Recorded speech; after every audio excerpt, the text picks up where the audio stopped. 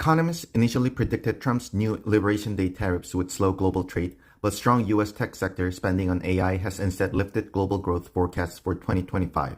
Massive capital expenditures, nearly $400 billion from major U.S. tech firms, have driven up trade and boosted GDP growth, though the benefits are concentrated in advanced manufacturing hubs. Taiwan, South Korea, and the Netherlands are among the main winners, as demands for AI chips and related equipment has sharply increased production and exports. The economic hit from tariffs has been delayed because companies rushed shipments ahead of deadlines, but forecasts show global trade growth falling sharply in 2026 as tariff effects set in. Fiscal stimulus in the US, Germany, and Japan, along with a weaker dollar and potential Fed rate cuts, may cushion the blow, provided the AI investment boom continues. OpenAI CEO Sam Altman declared a company-wide code red as Google's Gemini model gains ground, signaling rising competitive pressure. Consequently, OpenAI is delaying initiatives like advertising, health, and shopping AI agents, and its personal assistant Pulse to focus on ChatGPT improvements. Altman stressed the need to enhance ChatGPT's user experience through better personalization, faster responses, and a broader range of questions. Following GPT-5's release, users noted a colder tone and basic query errors, and combined with heavy data center investments, improving the product is certain. Altman said a new reasoning model releasing next week outperforms Google's Gemini, showing confidence in regaining a technological edge. Acting as Trump's informal envoy, Steve Witkoff has been working with Russian fund chief Kirill Dmitriev and Jared Kushner on a business-first proposal to end the war in Ukraine. Their talks focus on opening Russia's economy, using frozen Russian assets and new joint ventures, which critics say reflects Moscow's aims and bypasses normal U.S. diplomatic channels. European and Ukrainian leaders reacted sharply, arguing the leaked plan rewards Russia and ignores Kyiv's core conditions after years of invasion. Meanwhile, U.S. and Russian business figures have been positioning to profit from possible post-war deals involving energy, Arctic mining, pipelines, and major corporate returns. Despite failed meetings and broad skepticism, Witkoff continues negotiating with Putin and promoting a peace through prosperity strategy aligned with Trump's view that major commercial incentives can resolve the conflict. President Trump condemned the shooting of 2 National Guard members near the White House as an act of terror and vowed swift justice against the Afghan national suspected of carrying out the attack. The suspect, who entered the U.S. in 2021 during the Biden administration, allegedly ambushed the guardsmen, who remain in critical condition. Following the incident, Trump ordered the review of all Afghans who entered the country under Biden, and U.S. immigration authorities paused processing Afghan immigration requests pending additional security checks. Law enforcement shot and apprehended the suspect, while Washington, D.C. went into lockdown amid a heavy police and National Guard presence. The attack occurred against the backdrop of ongoing legal disputes over Trump's deployment of more than 2,000 National Guard troops to the Capitol, which a federal judge recently ruled unlawful but allowed to continue temporarily during appeal.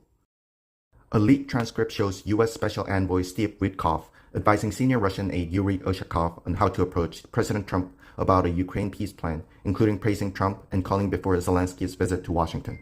The White House did not dispute the transcript and defended Witkoff's engagement with Russian officials, calling his approach typical diplomatic deal-making. The reported call suggested Putin successfully influenced Trump to oppose sending long-range Tomahawk missiles to Ukraine, a key Ukrainian request. The leak sparked backlash from some Republican lawmakers who accused Witkoff of undermining official diplomacy and being overly sympathetic to Russia. The conversation appears tied to the origins of a Russian-friendly peace plan requiring significant Ukrainian concessions, which U.S. and Ukrainian negotiators have since reduced but not resolved.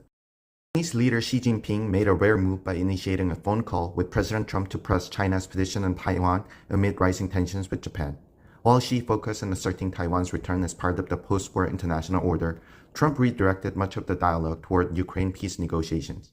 Beijing sees an opportunity to influence Trump, who has avoided stating whether the U.S. would defend Taiwan militarily and has recently delayed military aid to Taipei. Xi invited Trump to Beijing in April, hoping to push the U.S. toward formally opposing Taiwanese independence and supporting peaceful reunification.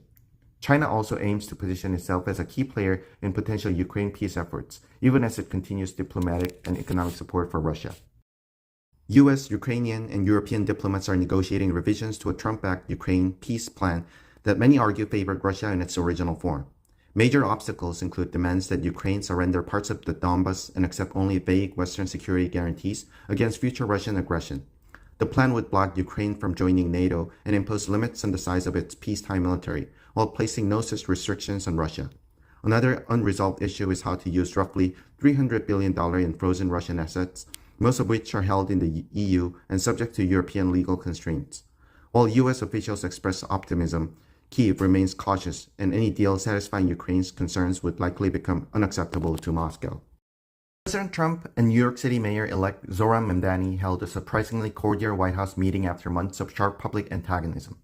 Trump openly praised Mamdani's potential leadership abilities, while Mamdani maintained a notably diplomatic tone despite his earlier, harsher criticisms of the president. The meeting allowed Mamdani to ease Trump's threat to cut federal funds to New York, and it gave Trump a chance to soften tensions during a period of declining poll numbers. Both leaders emphasized their shared desire to strengthen New York's economy even though their ideological differences remain stark and well-known. Trump's unexpectedly friendly approach eased fears that he would try to embarrass the mayor-elect, and both sides signaled a cautious but genuine willingness to work together. President Trump has repeatedly promoted his proposal to send $2,000 payments to low- and middle-income households using tariff revenue, yet GOP lawmakers remain notably skeptical. Republicans argue that with the national debt approaching historic highs, it is more fiscally responsible to direct tariff revenue toward reducing federal budget deficits.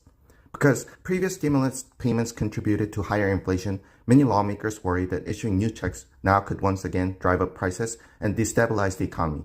Although the White House explored issuing the payments without congressional approval, Treasury officials clarified that formal legislation would still be required under existing law. Some Republican members prefer using tariff revenue for healthcare-related reforms rather than direct payments, highlighting the lack of unified consensus within the party. President Trump hosted Saudi Crown Prince Mohammed bin Salman at an impressive and carefully arranged White House dinner during a challenging political period. By refocusing on foreign policy and major investment partnerships, Trump highlighted areas where he believes his leadership can deliver tangible gains, even as some Republicans press him to prioritize cost of living concerns. Despite domestic setbacks, including bipartisan moves on Epstein files and court rulings on redistricting, Trump continued to project confidence and maintain momentum in his broader agenda. The event drew top business leaders such as Elon Musk, Tim Cook, and Jensen Huang, who announced ambitious AI and data center collaborations connected to Saudi investments. Trump's expanded diplomatic efforts, including his willingness to engage in Sudan conflict, have stirred debate within the GOP, but also demonstrate his preference for proactive international problem solving.